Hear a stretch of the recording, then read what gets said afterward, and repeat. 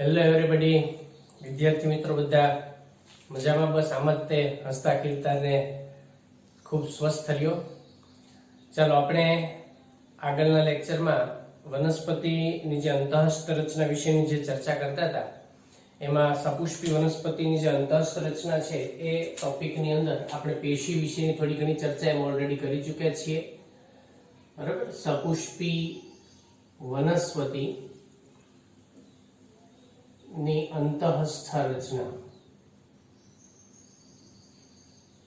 આ ચેપ્ટરની અંદર આપણે જે ટોપિકની આગળ ઓલરેડી વાત કરી હતી, બરાબર, એની અંદર આપણે વનસ્પતિની અંદર કઈ કઈ પ્રકારની પેશી જોવા મળે છે પેશી વિશેની થોડી ઘણી ચર્ચા કરી હતી. એમાં આપણે કે પેશી કોને કહેવાય, પછી પેશીના પ્રકારો વિશે, ટીસ્યુ, બરાબર, એના પ્રકારો વિશે પણ એમાં વાત કરી હતી આપણે કે પેશીના સામાન્ય રીતે બે પ્રકાર પાડવામાં આવે છે, એક વર્ધનશીલ પેશી અને બીજી સ્થાયી પેશી.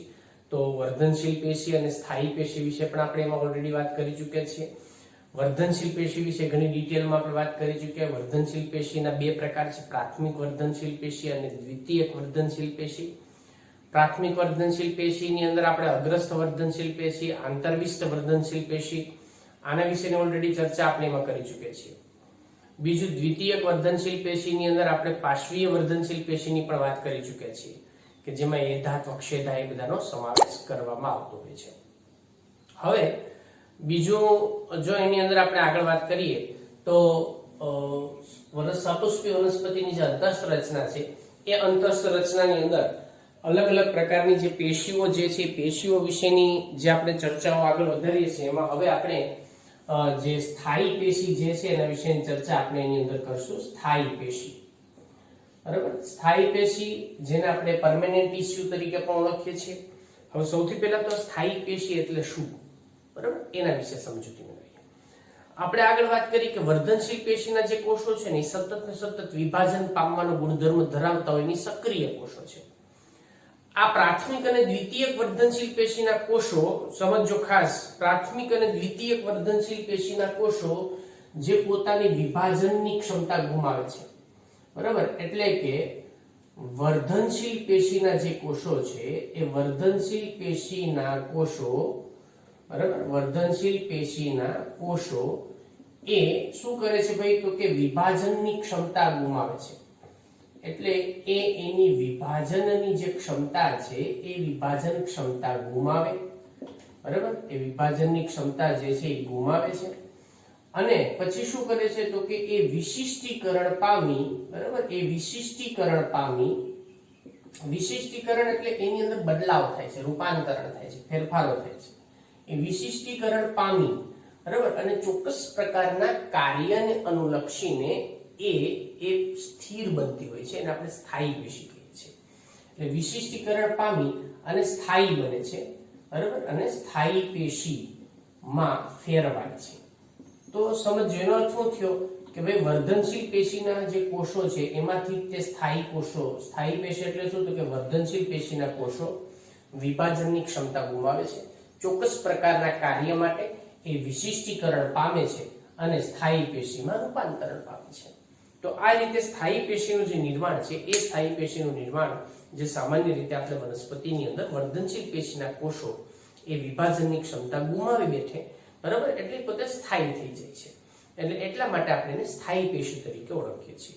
અને વનસ્પતિની અંદર આ જે સ્થાયી પેશી છે, બરાબર, એ ખાસ કરીને વનસ્પતિની અંદરના જે અધિસ્તર અને વાહક પેશી સિવાયના જે બધા ભાગો છે, બરાબર, એમાં ખાસ અધિસ્તર અને અધિસ્તર છે, વાહક પેશી સિવાયના બધા અમુક જે ભાગો છે, બરાબર, આ સિવાય જો સામાન્યમાં વાત કરું તો બાહ્યક ના અમુક જે કોષો છે, બાહ્યક છે, પછી એ રીતે એની અંદર આપણને અધિસ્તર છે, બરાબર, બાહ્યક છે, અધિસ્તર છે, આધારોતક પેશી છે. તો આધારોતક પેશી, આ બધી પેશીઓ જે છે ને વાહક પેશી, બરાબર, એ બધી વાહક પેશી એ બધી સામાન્ય રીતે આપણને એના વગેરે નો સમાવેશ એ આપણે શેમાં કરીએ છીએ તો કે સ્થાયી પેશીની અંદર કરવામાં આવે છે. તો આ રીતે એમાં અલગ અલગ પ્રકારના જે કોઈ પણ પેશી જે છે એ પેશી આ રીતે સ્થાયી પેશીની અંદર રૂપાંતરણ પામી વર્ધનશીલ પેશી અને એ પોતે વિશિષ્ટ કાર્ય ને અનુલક્ષીને પોતાનું વિશિષ્ટીકરણ પામતી હોય છે. હવે બીજી જો આપણે વાત કરીએ એની અંદર તો સ્થાયી પેશી જે છે એ સ્થાયી પેશી સામાન્ય રીતે ફરીથી ક્યારેય કોષ વિભાજન નથી પામતી, કેમ કે પોતે એને વિભાજનનો ગુણધર્મ ગુમાવી દીધો હોય છે કે વર્ધનશીલ પેશીના કોષ. એટલે સ્થાયી પેશી ક્યારેય વિભાજન નથી પામતી.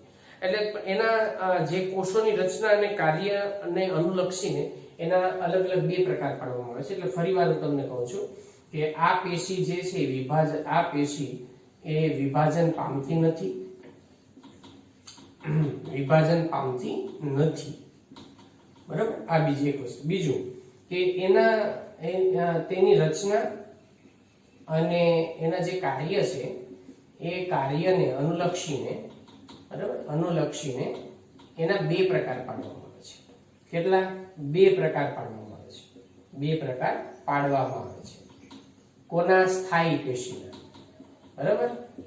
ચાલો આપણે વર્ધનશીલ પેશીના આગળ પ્રકાર જે રીતે વાત કરી, પ્રાથમિક, દ્વિતીય. પ્રાથમિકમાં અગ્રસ્ત હોય, અંતર્વિષ્ટ હોય, દ્વિતીયકમાં પાર્શ્વીય હોય, એ રીતે આની અંદર સ્થાયી પેશી છે. સ્થાયી પેશીની અંદરના બે પ્રકાર પાડવામાં આવે છે. બે પ્રકાર.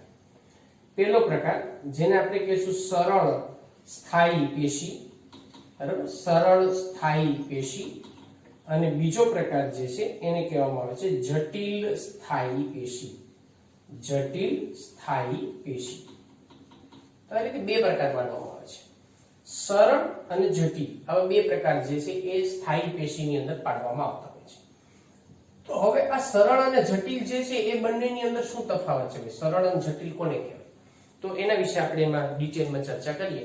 સૌથી પહેલા આપણે વાત કરશું એની અંદરની સરળ સ્થાયી પેશી વિશે, બરાબર. પહેલો પ્રકાર છે એમાંનો સરળ સ્થાયી પેશી.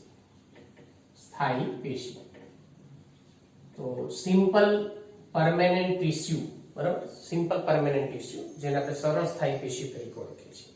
હવે આ પેશીના જે કોષો છે એની રચના, કાર્ય આ બધાની અંદર એક જ સરખી લાક્ષણિકતા જોવા મળે છે, બરાબર. સરળ સ્થાયી પેશી એટલે શું ભાઈ? તો સરળ સ્થાયી પેશી એટલે કે આ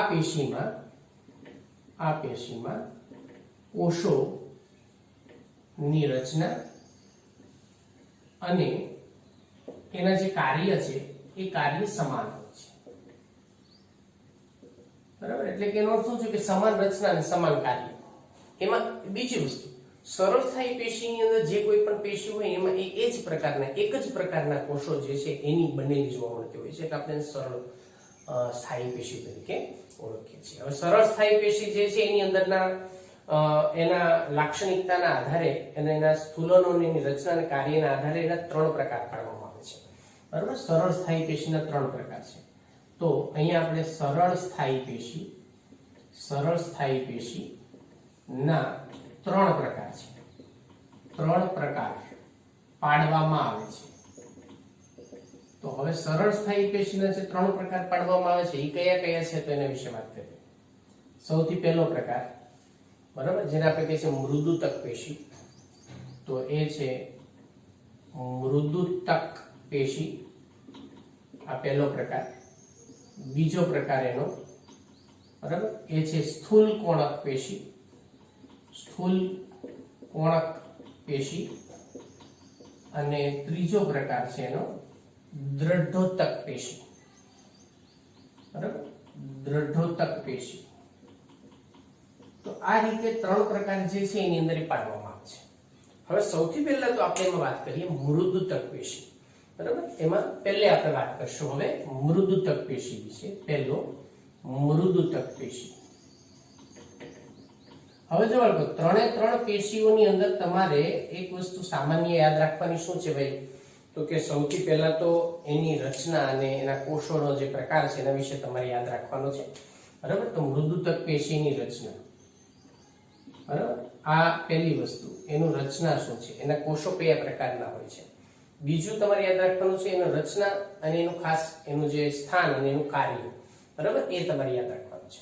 હવે મૃદુતક પેશીના જે કોષો છે એ કોષો સામાન્ય રીતે સમવ્યાસી, ગોળાકાર, અંડાકાર, ઘણી બધી વિવિધતા જોવા મળતા હોય છે. એટલે આ પેશીના કોષો, બરાબર, આ પેશીના જે કોષો છે એ તો સમવ્યાસી હોય. સમવ્યાસી એટલે કે સામાન્ય રીતે એમાં મોટા ભાગના કોષોનો જે વ્યાસ છે, ડાયામીટર છે એ સમાન હોય છે, બરાબર. બીજું કે એની અંદર ગોળાકાર કે અંડાકાર કે વર્તુળાકાર કે એમાં પણ રચના જોવા મળે છે. એ ઘણા બધા જે છે ગોળાકાર પણ હોય, કેટલાકમાં એ વર્તુળાકાર રચના જે છે એ પણ ધરાવતા હોય, કેટલાકમાં એ આપણને અંડાકાર જે છે એ પણ દર્શાવતા હોય, અંડાકાર. કેટલાકમાં આપણને બહુકોણીય રચના પણ ધરાવતા હોય છે. તો આવી રીતે વગેરે આકાર જે છે એ આપણને જોવા મળે છે. બરાબર, આકાર જોવા મળે છે. તો આ એના વિશેની વાત થઈ. એના આકાર જે છે કે ભાઈ કેવા આકારના જોવા મળે છે. બરાબર, તો વિવિધ પ્રકારના આકાર જે છે એની અંદર. હવે બીજું કે દરેક કોષ, બરાબર, એનો દરેક કોષ જે પાતળી કોષ દિવાલ ધરાવે છે, પાતળી કોષ દિવાલ, બરાબર, પાતળી કોષ દિવાલ યુક્ત, અને બીજું ખાસ કે જીવરસ સભર હોય છે, જીવરસ સભર હોય છે, બરાબર. અને બીજું કે જીવંત કોષો છે. એ આ યાદ રાખજો ખાસ, મૃદુતક પેશી અને સ્થૂલકોણક પેશી એ બંને જીવંત પેશી છે. મૃદુતક અને સ્થૂલકોણક આ બંને જે છે ને એને જીવંત પેશી કહેવામાં આવે છે. આ જીવંત પેશી છે. આ ખાસ યાદ રાખજો ઓબ્જેક્ટિવ પ્રશ્ન માટે, નીટ માટે ખાસ છે. દ્રઢોતક પેશી જે છે ને એ મૃત પેશી છે. હવે શા માટે એના વિશે હું તમને આગળ ચર્ચા કરું છું કે મૃત શા માટે છે. બરાબર છે. એટલે આ જીવરસ સભર હોય છે અને બીજું કે એ આપણને જીવંત જોવા મળતા હોય છે. બરાબર, એ જીવંત પેશી છે. એટલે એ જીવરસ સભર અને જીવંત પેશીના કોષો છે. તો આ રીતે એની અંદર આપણને જીવરસ સભર કોષ દિવાલ જે છે એ પાતળી હોય છે અને એમાં જીવરસ જે છે સંપૂર્ણપણે આપણને એની અંદર ભરેલો જોવા મળતો હોય છે. બરાબર, આ પ્રકારની લાક્ષણિકતા જે છે એની અંદર આપણે ગોઠવાયેલા. હવે બીજો પ્રશ્ન એ છે કે એ તો એ કોષોની ગોઠવણી કેવા પ્રકારે આપણને જોવા મળતી હોય છે. તો કોષો, એની અંદરની કોષોની જે ગોઠવણી છે, બરાબર, એ કોષો જે ગાઢ કે આંતરકોષીય, મોટા ભાગે એ આંતરકોષીય અવકાશયુક્ત હોય છે. હવે પ્રશ્ન એ છે કે આંતરકોષીય અવકાશ કોને કહેવાય? આંતરકોષીય અવકાશ ધરાવે છે. બરાબર, એટલે એનો અર્થ શું થાય? તો કે આ જે કોષો છે બધા એ આવી રીતે સમવ્યાસી, અંડાકાર, ગોળાકાર આ પ્રકારના કોષો છે. અને એ બધા કોષો જે છે કોષોની વચ્ચે આપણને આંતરકોષીય અવકાશ જોવા મળે છે. આ બધા જે કોષો અહીંયા હું દર્શાવું છું એ કોષોની વચ્ચે તમે જોશો તો અહીંયા આ અવકાશ છે, જગ્યા છે. આ એનો જીવરસ ને કોષ કેન્દ્ર ને એ બધું છે એનું. બરાબર, આ જીવરસ છે. તો વચ્ચેના ભાગે જે આ અવકાશ હોય ને એને આંતરકોષીય અવકાશ તરીકે આપણે ઓળખીએ છીએ. બરાબર, એને આંતરકોષીય અવકાશ. એટલે આ જે આંતરકોષીય અવકાશ છે તો બે કોષો વચ્ચે આવેલી જગ્યા, આ જગ્યા એને આંતરકોષીય અવકાશ કહેવાય. તો આકારની વાત કરી, રચનાની વાત કરી આપણે, બીજું કે એની અંદર આપણે ગોઠવણી કેવા પ્રકારની છે એના વિશેની વાત કરી. હવે આપણે એના કાર્ય વિશેની વાત કરીએ. એનું શું કાર્ય છે? કાર્યને અનુલક્ષીને સામાન્ય રીતે મૃદુતક પેશીના કોષોમાં ઘણું બધું વિવિધતા જોવા મળતી હોય છે. સામાન્ય રીતે એનું પ્રકાશ સંશ્લેષણ, સંગ્રહ અને સ્ત્રાવ જેવું જ કાર્ય છે. બરાબર, સામાન્ય કાર્ય શું છે ભાઈ? તો કે એનું પ્રકાશ સંશ્લેષણ એ એનું સામાન્ય કાર્ય છે, પ્રકાશ સંશ્લેષણ. બીજું તો કે એમાં એનો સંગ્રહ પણ કરે છે ઘણા ઘટકોનો, અને ત્રીજું કે સ્ત્રાવ પણ કરે છે. તો આ એનું મુખ્ય કાર્ય છે. પણ ઘણી વનસ્પતિની અંદર આપણને જે લાક્ષણિકતા અથવા તો જે વિવિધતા આપણને એની અંદરથી જે જોવા મળતી હોય છે, બરાબર, એ વિવિધતાની અંદર કેટલીક વખત મૃતક પેશીના કોષો કેટલાક કાર્ય માટે વિશિષ્ટીકરણ પામતા હોય છે. તો એ પણ આપણે નીટના જે બધા કન્ટિન્યુઅસ એમાં જે ટોપિકોની બધી ચર્ચા એમાં કરતા જઈએ છીએ. બરાબર, તો મૃદુતક પેશીની અંદર કેટલાક રૂપાંતરણો જોવા મળતા હોય છે. તો એની અંદર કેટલાક રૂપાંતરણો જે છે એના વિશેની આપણે એમાં વાત કરીએ. સામાન્ય રીતે એમાં આપણને લંબોતક અને શિથિલોતક પ્રકારની પ્રકાશ સંશ્લેષી પેશી, આપણે પર્ણની અંતઃસંરચના વિશે જ્યારે વાત કરશું ને ત્યારે પણ એના વિશેમાં ડિટેલમાં ચર્ચા કરશું કે એ ઘણા બધા કોષો જે છે એ કોષો જે આપણને દીર્ઘોતક પેશીના કોષો તરીકે જોવા મળે છે. રૂપાંતરણની અંદર પહેલું છે એમાં જેને આપણે દીર્ઘોતક પેશી તરીકે ઓળખવામાં આવે છે. દીર્ઘોત્તક પેશીના કોષો કેવા હોય તો કે લાંબા હોય છે, બરાબર, દીર્ઘ લંબગોળ આકારના આપણને જોવા મળતા હોય છે, એટલે એને દીર્ઘોત્તક પ્રકારની પેશી તરીકે આપણે સામાન્ય રીતે એને ઓળખીએ છીએ. અને આ દીર્ઘોત્તક પેશીના જે કોષો છે ને મૃદુતક નું કાર્ય, એટલે આનું કાર્ય જે છે એને સામાન્ય રીતે યાંત્રિક આધાર આપવાનું છે, વનસ્પતિને જે આ યાંત્રિક આધાર આપવાનું કામ કરે એના દ્વારા થતું જોવા મળતું. બીજું છે એની અંદર વાયુતક પેશી. આ વાયુતક પેશી જે છે ને એ ખાસ એક રૂપાંતરણ અને વિશિષ્ટતા છે જલજ વનસ્પતિ, બરાબર. આ આપણને જલજ વનસ્પતિમાં જોવા મળે છે. જલજ વનસ્પતિ જે છે એ જલજ વનસ્પતિમાં આપણને એના જે વચ્ચે તમે જોજો કમળ ને એના જે પ્રકાંડનો ભાગ હોય વચ્ચે પોલા હોય, બરાબર, એમાં હવા આપણે ફૂંક મારીએ તો હવાની આપણે થઈ શકે, એટલે એના વાયુતક પેશી આવી હોય. વાયુતક પેશીની અંદર એર સ્પેસ એટલે કે વાત કોટરો આવેલા હોય જેમાં હવા ભરેલી હોય, જે વનસ્પતિને તારકતા આપે છે, તરતી રાખે છે પાણીની અંદર, એટલે આપણે એ પ્રકારની રચનાને વાયુતક પેશી તરીકે ઓળખવામાં આવે છે. બીજું, કેટલાકની અંદર આપણને હરિત કણોત્તક પેશીની પણ રચના જોવા મળે છે. હરિત કણોત્તક પેશી, જેમ કે તમે બધા જાણો છો પરિપાચી મૂળ વિશે ઓલરેડી આપણે વાત કરી ચૂક્યા છે. ગળો જેવા મૂળ જે છે, અત્યારે આપણે ગળો ખૂબ અગત્યની વનસ્પતિ તરીકે પણ જાણીએ છીએ, ઔષધીય રીતે પણ એટલી જ મહત્વની છે. હરિત કણોત્તક પેશી એટલે શું, તો કે ગળો જેવી વનસ્પતિ જે હોય ને એના જે પ્રકાશ સંશ્લેષણ માટે એની અંદર મૃદુતક પેશી એ હરિત કણ ધરાવતી હોય છે, એટલે આપણે એને હરિત કણોત્તક પેશી તરીકે ઓળખવામાં આવતી હોય છે. બીજા કેટલાક વનસ્પતિ એવી છે કે જેની અંદર આપણને એ શ્લેષ્મસ્ત્રાવી તરીકેનો પણ શ્લેષ્મસ્ત્રાવી પેશી તરીકે પણ કાર્ય કરતી હોય છે, બરાબર. ખાસ કરીને જે મરુનિવાસી વનસ્પતિ છે, મરુનિવાસી વનસ્પતિ એટલે કેવી ભાઈ? મરુનિવાસી વનસ્પતિ એટલે કે જે વનસ્પતિ, બરાબર, રણ પ્રદેશમાં ઉગતી હોય એની અંદર આપણને હરિત કણો જે મૃદુતક પેશી એમ એને કહે ને સ્ત્રાવ કરવાનું, તો એ શ્લેષ્મયુક્ત સ્ત્રાવી પેશી તરીકે પણ જોવા મળતી હોય છે. અને જેના પરિણામે એની અંદર ક્ષીર અને ઘણા બધા એવા પ્રકારનો પણ જે કોઈ પણ સંગ્રહ જે છે એ આપણને એની અંદરથી થતો જોવા મળતો હોય છે. એટલે આ રીતે એની અંદર જે મરુનિવાસી વનસ્પતિ રામબાણ છે, ફાફડાથોર છે, પછી એ રીતે જે કુવારપાઠું, ઘણી વનસ્પતિ એવી છે કે જેમાં આ પ્રકારની લાક્ષણિકતા આપણને જોવા મળે. તો આ બધા એના રૂપાંતરણો જે છે, રૂપાંતરણો કયા કયા પ્રકારના મૃદુતક પેશીની અંદર જોવા મળે છે એના વિશે બહુ સરસ અને સરળ વસ્તુ છે, યાદ રાખજો બાળકો. આપણે વાત કરી છે સ્થાયી પેશીની. સ્થાયી પેશીની અંદરના સ્થાયી પેશી જે આવા અલગ અલગ ભાગોમાં આપણને આવેલી જોવા મળે છે, જે વિભાજનનો ગુણધર્મ ગુમાવે સ્થાયી બને છે, બરાબર. બે પ્રકાર છે, સરળ અને જટિલ. સરળની અંદર એટલે કે એમાં કોષો એક જ સરખી રચના અને કાર્ય માટે સમાન હોય. સરળ સ્થાયી પેશીના 3 પ્રકાર છે, મૃદુતક પેશી, સ્થૂલકણક પેશી અને દ્રઢોતક પેશી. આ બંને પેશીને જીવંત પેશી તરીકે ઓળખવામાં આવે છે, બરાબર. આ બંને પેશીને જીવંત પેશી તરીકે ઓળખવામાં આવે છે, એના કોષો જીવંત હોય છે, બરાબર. અને આને મૃત પેશી તરીકે ઓળખવામાં આવે છે.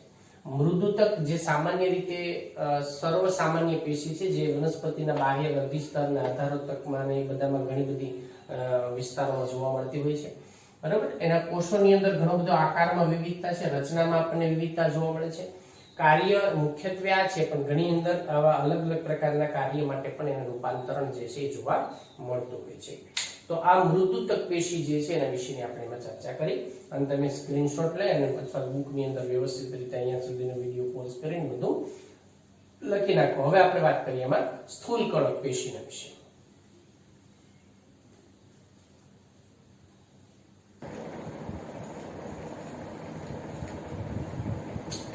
ચાલો બાળકો, હવે એના પછી જે સરળ સ્થાયી પેશી છે, બરાબર, 1 નંબર આપણે જેના વિશેની વાત કરીએ છીએ સરળ સ્થાયી પેશી. આ સરળ સ્થાયી પેશીમાં હવે એના પછીનો જે બીજો પ્રકાર છે, આપણે ઓલરેડી એકની વાત કરી ચૂક્યા છીએ, મૃદુતક પેશી, બરાબર. મૃદુતક પેશી વિશેની ચર્ચા આપણે એમાં કરી ચૂક્યા છીએ. હવે બીજો આપણે જોશું એની અંદર સ્થૂલકોણક પેશી. સ્થૂલકોણક પેશી. હવે જો બાળકો આના નામની અંદર જ ઘણા બધા ગુણ જે છે, સ્થૂલ એટલે સ્થૂલન, કોણ એટલે ખૂણો, ખૂણા ઉપર સ્થૂલન થયેલું હોય. આની અંદર જો મૃદુ, મૃદુ એટલે આપણે કે નરમ, પોચું, બરાબર, એટલે મૃદુ પેશી છે, એટલે આપણે એને મૃદુતક પેશી તરીકે ઓળખી શકાય. આ સ્થૂલકોણક છે, ખૂણા ઉપર સ્થૂલન થયેલું હોય છે. તો સામાન્ય રીતે હવે સ્થૂલકોણક પેશી જે છે એની કઈ પ્રકારની રચના આપણને જોવા મળતી હોય છે એના વિશેની વાત કરીએ. સ્થૂલકોણક પેશીના જે કોષો છે અધિસ્તરથી, આમ તો દ્વિદળી વનસ્પતિની અંદર વાત કરીએ તો અધિસ્તરથી જે થોડાક નીચેના ભાગે આપણને એ આવેલા જોવા મળતા હોય છે સ્થૂલકોણક પેશી. બરાબર. દ્વિદળી જે વનસ્પતિ છે એ દ્વિદળી વનસ્પતિમાં જે પ્રકાંડની બધાની જે રચના છે એનું જે અધિસ્તર છે એ અધિસ્તરની નીચેના ભાગે, બરાબર, નીચેના ભાગે આપણને આવેલા હોય છે. અને બીજું એ ખાસ કે એના જે ખૂણાઓ છે ને, બરાબર, એના ખૂણા પર આપણને અલગ અલગ પ્રકારનું ખાસ સ્થૂલન એની અંદર જોવા મળતું હોય છે. આ સ્થૂલન જે છે એની અંદર આપણને સેલ્યુલોઝ છે, હેમિસેલ્યુલોઝ છે, હેમિસેલ્યુલોઝ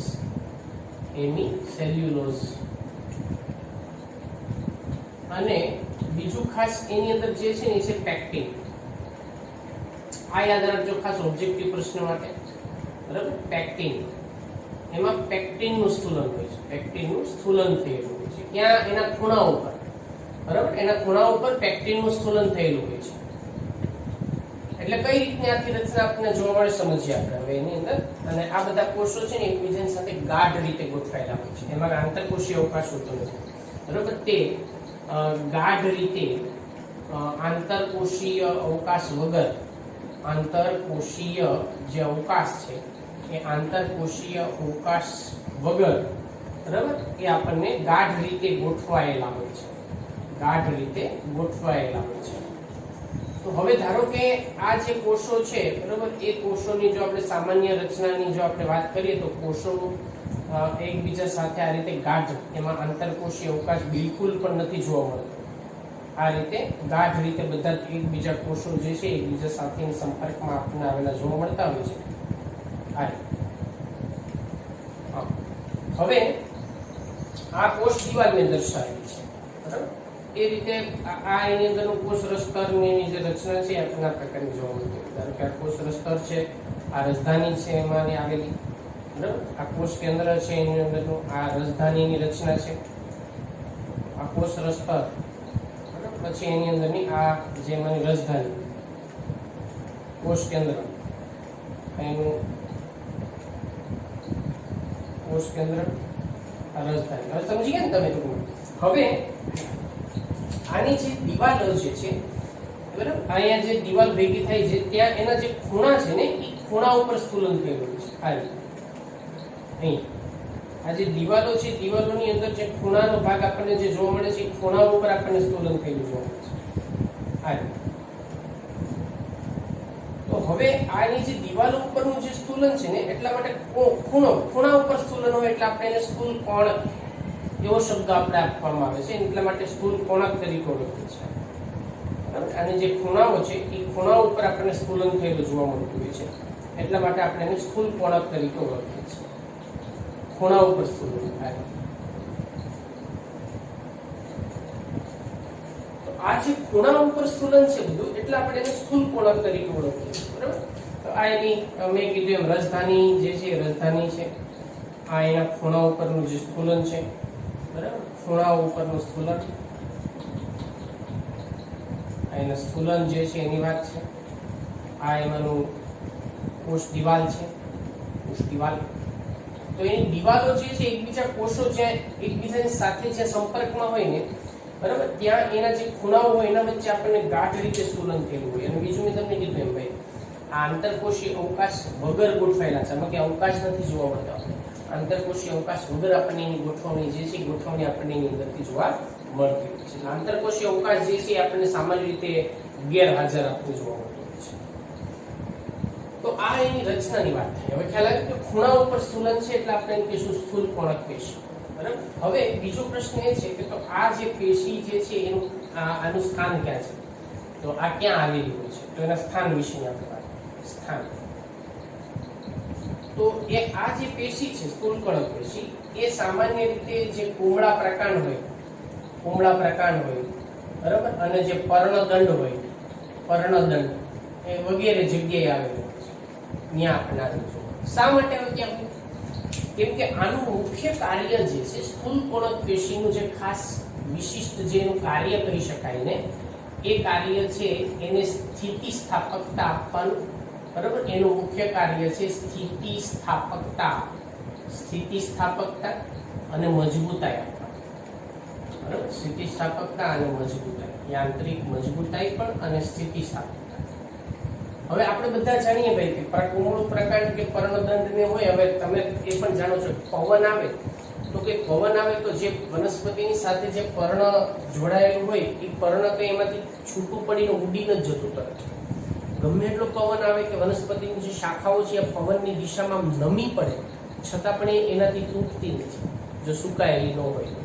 એટલે આપણે કુમળા પ્રકાંડની વાત કરીએ છીએ. કુમળો પ્રકાંડ જે છે એની અંદર આપણને સ્થિતિસ્થાપકતા જોવા મળે છે, જે યાંત્રિક આપણને આધાર અને મજબૂતાઈ, બરાબર. યાંત્રિક આધાર અને મજબૂતાઈ બંને પ્રકારનું જે કાર્ય છે એ કાર્ય આપણને એના દ્વારા થતું જોવા મળતું છે. તો એ રીતે એની અંદર વિશિષ્ટ જે સ્થિતિસ્થાપકતા અને યાંત્રિક મજબૂતાઈ અને યાંત્રિક આધાર જે છે એના માટેનું કાર્ય છે, જેથી પર્ણદંડ જે છે એ તૂટી ન જાય ઝડપથી. અને બીજું કુમળું પ્રકાંડ જે છે એ વળી જાય પણ પાછું મૂળ સ્થિતિમાં સીધું થઈ જાય. તો એવું એનું જે કામ છે ને એ સ્થૂલકોણક પેશીના કોષો છે કે જેને ખૂણા ઉપરથી બધા જ કોષો જે છે એ મજબૂતાઈથી જોડાયેલા હોય છે અને ગાઢ રીતે આંતરકોષીય અવકાશ વગર એકબીજા સાથે ગોઠવાયેલા હોય, જેથી એની યાંત્રિક મજબૂતાઈમાં ખૂબ અગત્યનો ભાગ જે છે. બીજું આપણે એની અંદર વાત કરીએ, ઘણી બધી કોણીય સ્થૂલકોણક પ્રકારની જે અમુકની અંદર રચના જોવા મળે છે. વિશિષ્ટીકરણની અંદર ઘણી બધી વનસ્પતિમાં, જેમ કે આપણે બધા જાણીએ કે ભાઈ કેળાના પાન છે, કેળાના પાન ખૂબ મોટા હોય તો એની અંદર આપણને સ્થિતિસ્થાપકતા વધારે જરૂર છે.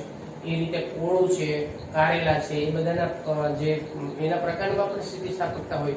મીઠલાયેલા વેલાઓ છે તો વેલાની અંદર પણ આપણને સ્થિતિસ્થાપકતા જોવા મળતી હોય છે.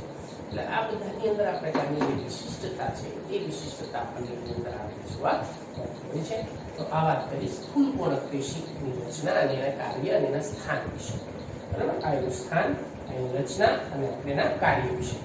હવે સરળ સ્થાયી પેશી, બીજું મેં તમને કીધું, યાદ રાખજો, સ્થૂલકોણક પેશીમાં સ્થૂલન મુખ્યત્વે જે છે એ પેક્ટિનનું છે અને આ જીવંત પેશી છે. એટલું પણ તમે એ પણ ધ્યાન રાખજો કે આ જે મેં વાત કરી છે એ જીવંત પેશી છે, બરાબર. મૃદુતક અને સ્થૂલકોણક એ જીવંત પેશી છે. હવે જે પેશી વિશેની આપણે ચર્ચા કરવાના છે, બરાબર, અને એ પેશી છે એમાંની ત્રીજા નંબરની પેશી, જેનું નામ છે દ્રઢોત્તક પેશી. દ્રઢોત્તક પેશી, આ પેશી જે છે ને એ મૃત પેશી. શા માટે એ હું તમને વાત કરું છું કે મૃત પેશી આપણે શા માટે કઈ કહેવામાં આવે છે. દ્રઢોત્તક પેશી જે છે એની અંદર સામાન્ય રીતે આપણને જે સ્થૂલન છે એ મોટાભાગે લિગ્નિન સ્થૂલન એમાં થયેલું હોય છે. આ મૃત પેશી છે, એટલું યાદ રાખજો, આ મૃત પેશી છે.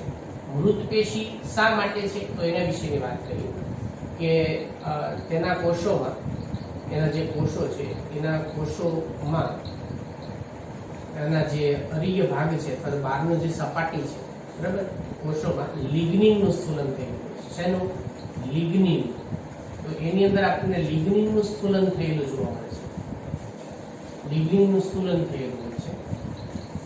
હવે લિગ્નિનનું સ્થૂલન થયેલું હોય ને તેથી શું થાય? લિગ્નિનનું સ્થૂલન થયેલું છે તેથી પાણી માટે અપ્રવેશીલ થઈ જાય. તેથી પાણી માટે એની જે દિવાલ છે એ દિવાલ અપ્રવેશશીલ બને છે.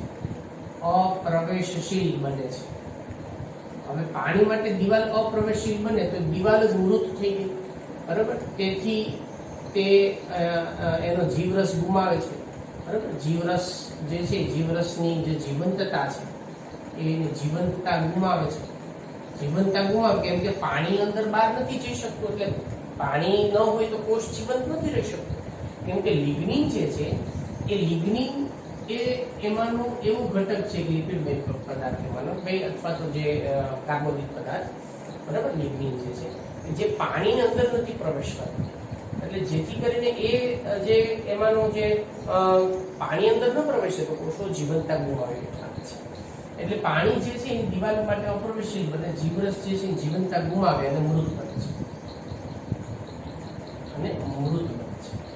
તો આ પ્રકારની જે લાક્ષણિકતા જે છે એ આપણને એની અંદર આપણને જોવા મળતી હોય છે.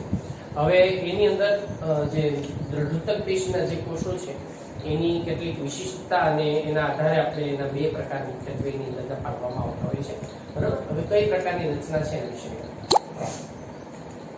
તો તેમાં મુખ્યત્વે બે ઘટકોનો સમાવેશ થાય છે. આની અંદર મુખ્યત્વે એની અંદર બે પ્રકારના જે ઘટકો છે બે ઘટકોનો સમાવેશ થાય. હવે આ બે ઘટકોની અંદર આપણે કોનો સમાવેશ કરી શકાય? આ બે ઘટકો જે છે એ બે ઘટકોની અંદર ખાસ જો આપણે વાત કરીએ કે કોનો એની અંદર સમાવેશ કરી શકાય તો એની અંદર એક જે છે એ છે તંતુઓ, બરાબર, જેને આપણે દ્રઢોતક તંતુઓ તરીકે ઓળખીએ છીએ, તંતુઓ. અને બીજું જે છે એને આપણે કઠકો અથવા તો અસ્થિકોષો કે પછી એને કઠકો તરીકે પણ ઓળખવામાં આવે છે. અસ્થિકોષો અને કઠકો અથવા ને બીજું છે તંતુઓ. તંતુઓ જે છે એ કેવા પ્રકારના છે ભાઈ? તો કે તંતુઓની જે રચના છે એ તંતુઓ જે ઉપરના ભાગેથી આપણને અણીદાર જોવા મળે છે, વચ્ચેના ભાગે ક્યાંક ગર્ત એટલે કે ખાડા જેવી રચના જોવા મળતી હોય છે, બરાબર. આ પ્રકારની એની અંદરની જે વિશિષ્ટતા જે છે એ આપણને એમાં જોવા મળતી હોય છે. ક્યાંક વચ્ચેના ભાગેની અંદર ગર્તની જે રચના છે એ પણ આપણને અહીંયા આવેલી જોવા મળે, બરાબર. આ પ્રકારની રચના જે છે એની અંદર આપણને જોવા મળતી હોય છે. તો એમાં વચ્ચેના ભાગે આપણને ગર્ત જેવી પણ રચના જોવા મળતી હોય છે. આ એના તંતુઓ તરીકે ઓળખી શકાય. અહીંયા વચ્ચેના ભાગમાં ગર્ત અને એની રચના આપણને આવેલી જોવા મળે. આ ગર્ત કહેવાય આપણે, ગર્ત. તો આ જે છે એ તંતુઓની રચના છે જેના છેડાનો ભાગ જે છે એ સાંકડા અણીદાર હોય, લંબાયેલા હોય, બરાબર. અને એમાં વચ્ચેના ભાગે થોડા ઘણા પ્રમાણની અંદર આપણને ગર્ત જે છે એ થોડા ઘણા પ્રમાણમાં ગર્ત પણ આવેલા જોવા મળતા હોય છે. એટલે આ પ્રકારની જે તંતુઓ છે પાતળી, મતલબ એની દિવાલ જે છે એ પાતળી હોય અને અણીદાર અને લાંબા હોય છે, બરાબર. તંતુઓ જે છે એ પાતળા, એની દિવાલ પાતળી હોય છે, દિવાલ પાતળી, અણીદાર, બરાબર, અણીદાર અને લંબાયેલા હોય છે, અને લંબાયેલા હોય છે. અને આનું કાર્ય છે એ યાંત્રિક મજબૂતાઈ આપવાનું કાર્ય છે. આનું કાર્ય તંતુનું એ યાંત્રિક મજબૂતાઈ છે. ચલો, આ વાત થઈ તંતુઓ વિશે. હવે અસ્થિકોષો કે અસ્થિકટકો તરીકે આપણે જેને ઓળખી શકાય એ અસ્થિકોષો કે અસ્થિકટકો જે છે એ ગોળાકાર, અંડાકાર કે નળાકાર રચના ધરાવતા હોય છે. અને ઘણા બધા કોષોનો જે છે આ પ્રકારનો એક ગોળાકાર કે અંડાકાર કોષોનો એક સમૂહ હોય છે, બરાબર. અને એની અંદર આપણને વચ્ચેના ભાગે અહીંયા એક જે ગોળાકાર એક છિદ્ર જેવી એક રચના જોવા મળતી હોય છે. અને એ ગોળાકાર જે છિદ્ર છે અવકાશ કહેવાય આપણે એને, બરાબર. અને અહીંયાથી જે કોષો છે બધા એ ઘણા બધી શાખિત રચનાઓ ધરાવતા જોવા મળતા હોય છે. એ ઘણી બધી શાખિત રચનાઓ જે છે શાખિત રચનાઓ ધરાવતા કોષો. હું ખાલી લાઈન ડ્રોઈંગ ડાયાગ્રામ આ દર્શાવું છું, બાકી ટેક્સ્ટ બુકની અંદર તો તમને એની આકૃતિ જે છે આપેલી છે. આ એની હું ખાલી લાઈન ડ્રોઈંગ ડાયાગ્રામ સમજાવું છું. ઓકે, તો આ પ્રકારે એની અંદરની જે રચના છે એમાં આપણને આવા કઠકો અથવા અસ્થિકોષો કઠકો તરીકે ઓળખવામાં આવે છે. આવા ભાગની અંદર આપણને ગર્ત અને બધી આવા નાના ખાડા જેવી રચના જે છે ને ગર્ત તરીકે પણ ઓળખવામાં આવે છે. તો એ સાંકડા અસ્થિકોષો ગોળાકાર, અંડાકાર, નળાકાર અને સાંકડા અવકાશ જેવા જોવા મળે છે. એ ગોળાકાર હોય, અંડાકાર હોય અને એમાં વચ્ચેના ભાગે વચ્ચે એક સાંકડા અવકાશ જેવી રચના જોવા મળે છે. આ અવકાશ હોય એની અંદર આ વચ્ચેના ભાગેમાં ગર્તની રચના જોવા મળે છે. અવકાશ હાજર હોય છે, અવકાશ હાજર હોય છે. તો આ પ્રકારના જે વિશિષ્ટતા જે છે એ આપણને અસ્થિકટકો, અસ્થિકોષો જેને કહી શકાય એમાં આપણને આવેલી જોવા. હવે ખાસ અગત્યનું એ છે કે એ ક્યાં આવેલા હોય છે. ઓબ્જેક્ટિવ પ્રશ્ન દ્રષ્ટિએ બાળકો એનું સ્થાન ખાસ યાદ રાખજો, એનું સ્થાન ક્યાં છે. તો સ્થાનની જો આપણે વાત કરીએ તો આ જે કાચલ ફળ જે છે કાચલ ના ફલાવરણ જે છે ફલાવરણની અંદર આપણને જોવા મળે છે. ફલાવરણ કાચલ, બરાબર, એના ફલાવરણની અંદર આપણને જોવા મળે છે. નાશપતિ, ચીકુની એના ઘરમાં પણ આપણને જોવા મળે છે. તો નાશપતિ છે, નાશપતિ, ચીકુ, બરાબર, એના જે ફળ હોય ફળના ગર, એના ઘરમાં પણ આપણને આવેલું જોવા મળે છે. આ ઉપરાંત જે સિંબીકુળની વનસ્પતિના જે બીજ છે એના જે બાહ્ય એનું જે રચના છે, બરાબર, એની અંદર પણ આપણને આવેલું જોવા મળે છે બીજાવરણની અંદર. તો સિંબીકુળ ની જે વનસ્પતિ છે એ વનસ્પતિના જે બીજ છે એ બીજના બીજા વર્ણમાં પણ આવેલું જોવા મળે છે, બીજા વર્ણમાં. આ ઉપરાંત ચાના પર્ણમાં પણ આવેલું જોવા મળે છે. ચા, આપણે ચા પીએ ને, જે ચા એના પર્ણ હોય એ પર્ણમાં પણ આપણને આવેલું જોવા મળે છે. એટલે ટૂંકમાં આ ઘણી બધી જગ્યાએ અલગ અલગ પ્રકારના ભાગોની અંદર આપણને આવેલું જોવા મળતું હોય છે. ચીકુ અને નાશપતિ એના ફળના ગળમાં બધામાં આવેલું જોવા મળતું હોય છે. એટલે દ્રઢોતક પેશીના જે બે આપણે વાત કરીએ કે ભાઈ આ બંને પ્રકારની રચના આપણને એમાં જોવા મળતી હોય, બંનેનું કાર્ય જે છે એ સમાન બંનેમાં છે. શું ભાઈ? તો કે યાંત્રિક મજબૂતાઈ. આ વનસ્પતિને મૂળભૂત રીતે જે યાંત્રિક મજબૂતાઈ આપવાનું કાર્ય છે એ આ દ્રઢોતક પેશીના કોષોને પરિણામે આપણને જોવા મળતું હોય છે. અને તંતુઓ જે છે એ જાડી, અમુકમાં પાતળા લાંબા, કોઈમાં પાતળી દિવાલ હોય, કોઈમાં જાડી દિવાલ હોય છે. લાંબા અને અણીદાર રચના ધરાવતા આપણને જોવા મળે છે. અને ખાસ કરીને પ્રકાંડની બધાના જે ભાગો હોય એની અંદર આપણને યાંત્રિક મજબૂતાઈ માટે તંતુઓ જે છે એ ખાસ આવેલા જોવા મળે. અષ્ટિકટકો જે છે એ કાચલના જે ફલાવરણ છે, ફળના ફલાવરણ, નાશપતિ અને ચીકુના ગરમાં, સિંબીકુળના બીજના બીજા વર્ગમાં અને ચાના પર્ણમાં આપણને આવેલું જોવા મળતું હોય છે. એટલે આ રીતે કટકો અને એની અંદરના ઘણા બધા અલગ અલગ લાક્ષણિકતા આપણને આમ જોવા મળે. બીજી વસ્તુ કે ઘણી વનસ્પતિ એવી છે કે જેની અંદર આપણે એના બીજ અને બધાની અંદર કેટલાકની અંદર જે દ્રઢોતક પેશીના કોષો છે એ રૂપાંતરણ પામી અને વિશિષ્ટ પ્રકારની ઘણી બધી વિશિષ્ટતાઓ ઘણી બધી આપણને એની અંદર રૂપાંતરણ માટેની જોવા મળતી હોય છે.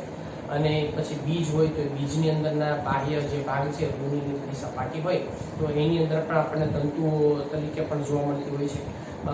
જેમ કે કપાસનો આપણે ઝીંડવાની અંદર જે બીજ કાઢીએ તો એના બીજની ઉપર જે હોય ને રૂ જેને આપણે કહીએ છીએ, તો એ બધા પણ એની અંદરના વિશિષ્ટીકરણ માટેના દ્રઢોતક પેશી જે છે એના કેટલાક રૂપાંતરો આપણને જોવા મળતા હોય છે. તો અહીંયા બાળકો આપણે જે સરળ સ્થાયી પેશી છે, સરળ સ્થાયી પેશી જેના સામાન્ય રીતે બે પ્રકાર છે, બરાબર, સોરી 3 પ્રકાર, જેમાં આપણે વાત કરી ઓલરેડી. સરળ સ્થાયી પેશીમાં મૃદુતક પેશી, સ્થૂળપણક પેશી અને દ્રઢોતક પેશી.